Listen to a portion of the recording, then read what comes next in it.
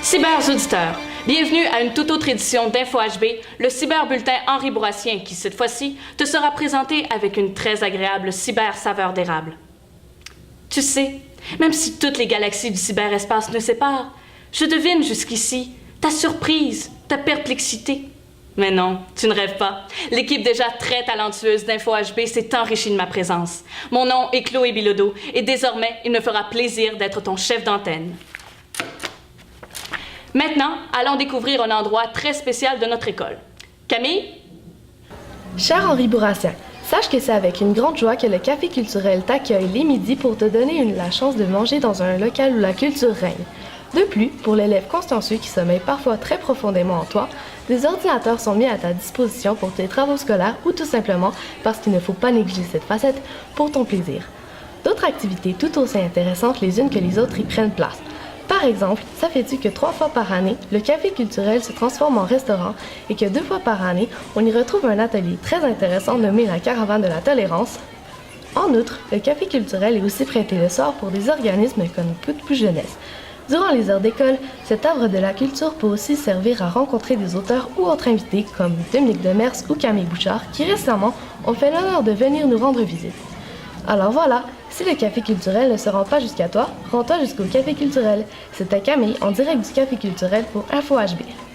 Son rôle a changé, mais vous reconnaîtrez tout de même sa doucereuse voix. Allons retrouver Viviane, tout nouvellement reporter sur le terrain, pour un reportage sur les semaines de la francophonie. Viviane? Dernièrement, alors que la marmotte avait vu son ombre et que les ours, à court de réserve graisseuse, s'apprêtaient à se réveiller, le talent a été mis de l'avant à l'école secondaire Henri Bourrassien.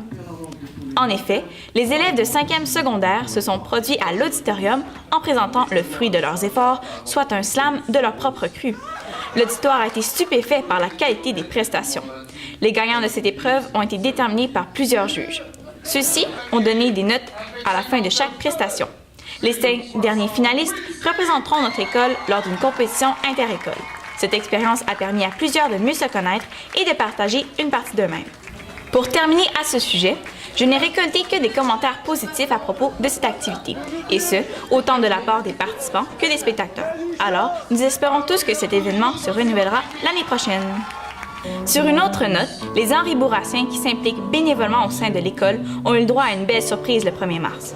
En effet, des élèves méritants ont pu bénéficier de billets VIP pour le spectacle de Tricot Machine, en plus de pouvoir partager un repas avec les membres du groupe. Ce jeune couple nous a transportés grâce à leurs paroles remplies de vérité. En effet, quoi de plus véridique que des petites histoires sur le quotidien de tous et chacun, le tout accompagné d'une mélodie douce ou parfois plus entraînante. Tout pour nous faire apprécier davantage les événements anodins de notre quotidien. Ces 2 artistes, Catherine Leduc et Mathieu Beaumont, ont aussi signé le mur des célébrités de l'école afin que leur passage soit marqué à jamais. Voilà, c'était Viviane pour InfoHB. Il faut toutes sortes d'individus pour faire un monde. Notre prochaine reporter, pour une fois, a trouvé quelqu'un de plus particulier qu'elle. Et je parie que même du fond de son désert saharien, elle n'a jamais vu quelque chose de semblable. Allons donc de ce pas retrouver immédiatement Norvéa, notre Montréalo-Africano-Québéco reporter. Norvéa? Bonjour fidèles auditeurs d'InfoHB.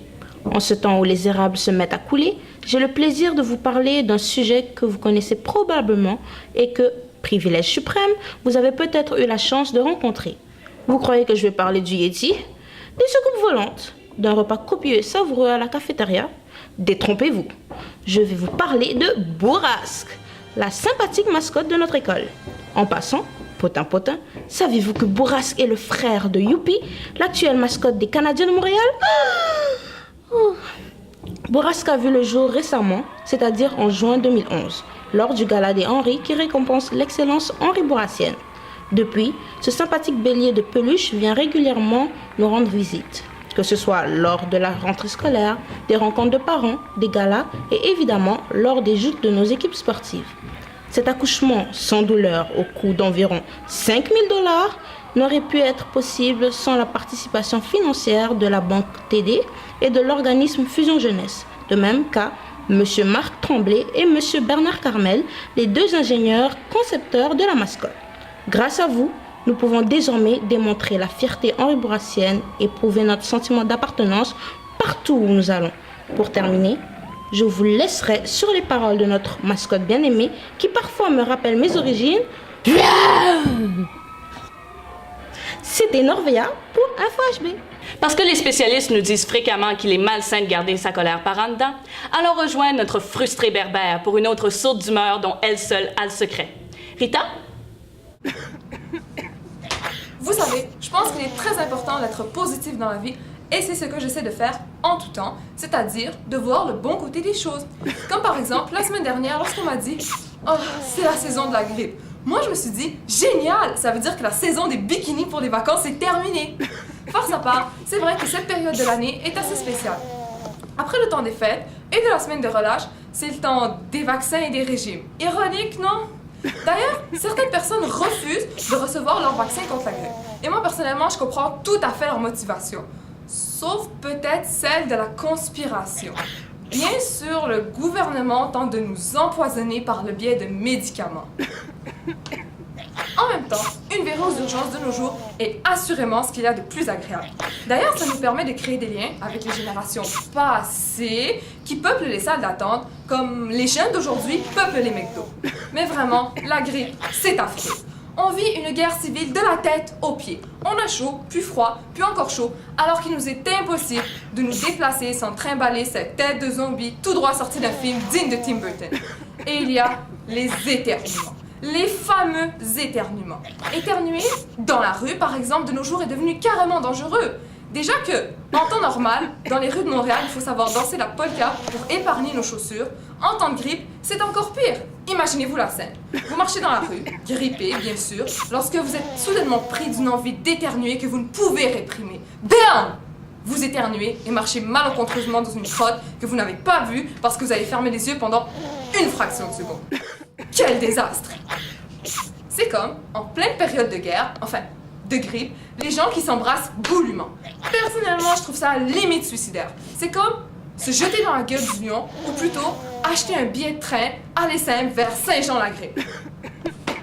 Mais pour moi, le pire, lorsqu'on a la grippe, c'est les gens autour de nous qui ne l'ont pas. Ils vous regardent tous comme si vous veniez d'une autre planète, en fronçant bien les sourcils de façon à vous faire comprendre de ne pas dépasser une certaine limite, et il y a toujours les petits malins. Vous savez, les petits malins, ceux qui vous envoient des phrases comme « Ah ben, t'as pas vu ta tête toi ce matin » ou « Ah ben, t'es pas dans ton assiette !» Bravo. Perspicace. Enfin non, pas si perspicace que ça, car ces petits malins en fait ne se rendent pas compte à quel point une personne grippée est dangereuse. Un peu de barre par-ci, un éternuement par-là, et le tour est joué. La maladie est transmise. Égare à celui qui l'attrape parce qu'il en a pour au moins une semaine de torture sans pouvoir rien faire. Finalement, cher cyber-auditeur, parce que je t'apprécie, je te demande, fais attention là où tu mets tes mains ainsi que tes petits pieds. Ici Rita Kemari, la déchire. Pour l'équipe des fois, je mets déchire. Parce qu'il y a une expression qui dit « cordonnier mal chaussé », allons rejoindre Ahmed, notre sportif de salon, notre patte de sofa, pour des informations sur le merveilleux monde du sport henri-bourrassien.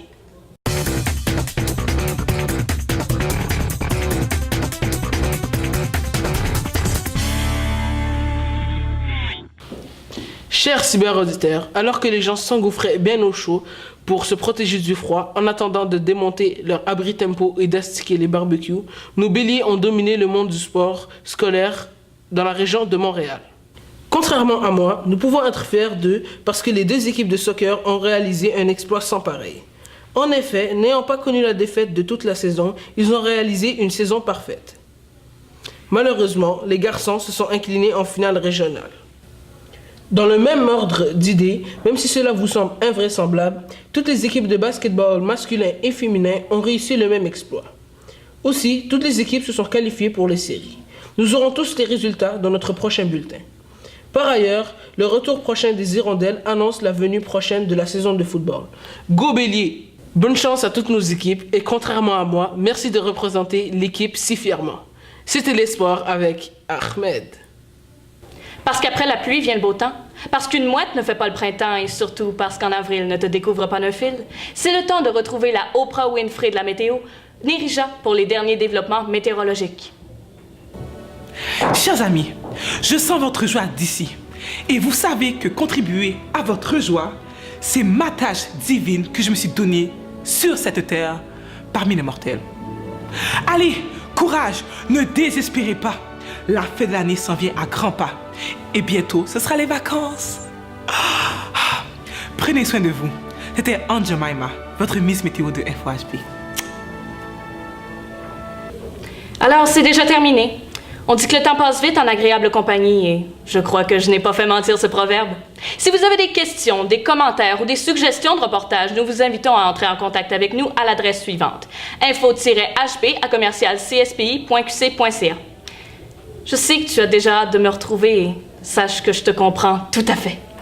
Au nom de toute l'équipe, c'était Chloé Bilodeau. Au plaisir.